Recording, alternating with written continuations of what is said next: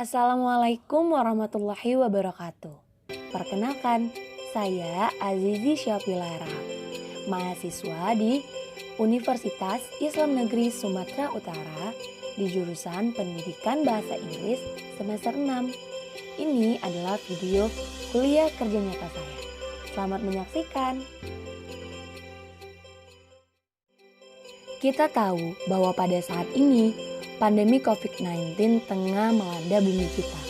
Bahkan di Indonesia sendiri, pandemi COVID-19 belum juga menghilang.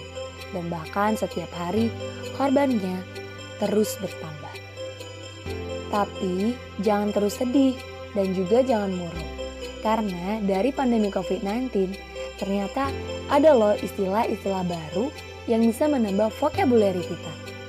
Wah, jadi makin seru kan? Selama stay di rumah aja, kita sering mendengar istilah-istilah ini loh. Baik dari buku, video, televisi, ataupun dari sosial media. Yang setiap harinya vocabulary ini itu bisa menambah wawasan kita. Yang pertama adalah outbreak pandemic. Ayo sama-sama kita katakan outbreak pandemic. Apa sih sebenarnya maksud dari istilah ini? Nah, outbreak pandemic itu berarti lonjakan penyebaran penyakit secara tiba-tiba. Nah, istilah ini pasti sudah sering kita dengarkan kan? Bahwa keadaan COVID-19 ini menyebabkan lonjakan penyakit secara tiba-tiba.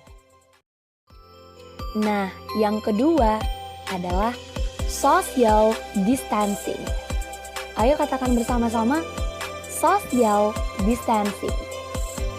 Seperti yang sudah kita ketahui, social distancing adalah apa yang saat ini tengah kita lakukan, yaitu keadaan ketika kita sedang memberikan batasan untuk bersosialisasi.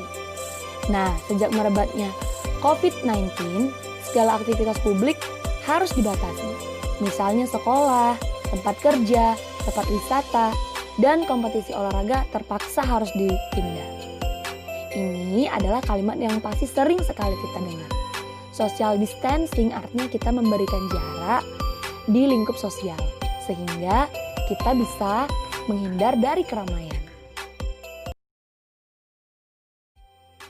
Istilah ketiga adalah lockdown. Katakan sekali lagi, lockdown. Nah, arti lockdown sendiri yaitu penutupan akses suatu negara atau tempat, tidak terkecuali fasilitas umum. Hal ini diharapkan mampu mencegah coronavirus menyebar makin luas.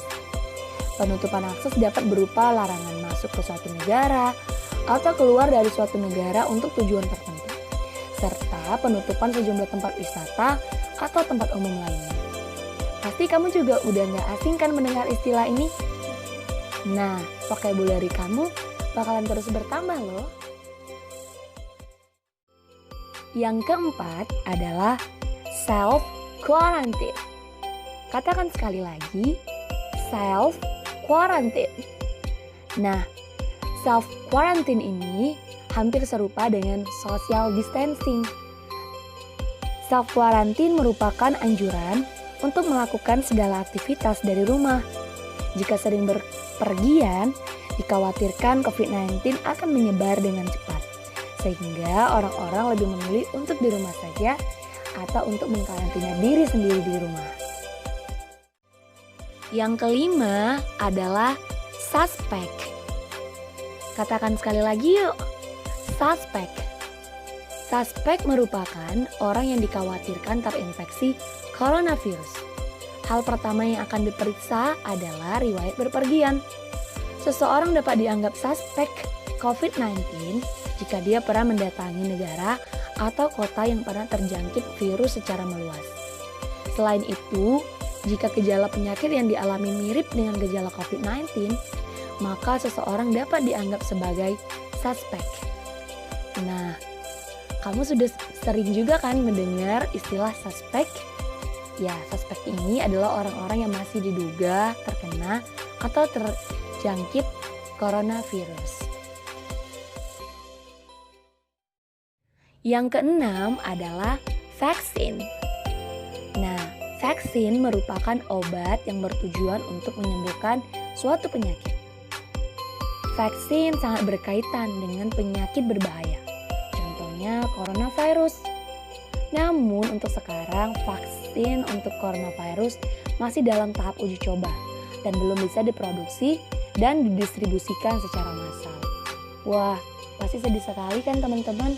Karena sampai hari ini vaksin daripada coronavirus atau COVID-19 belum juga ditemukan dan juga belum berhasil menyembuhkan virus ini.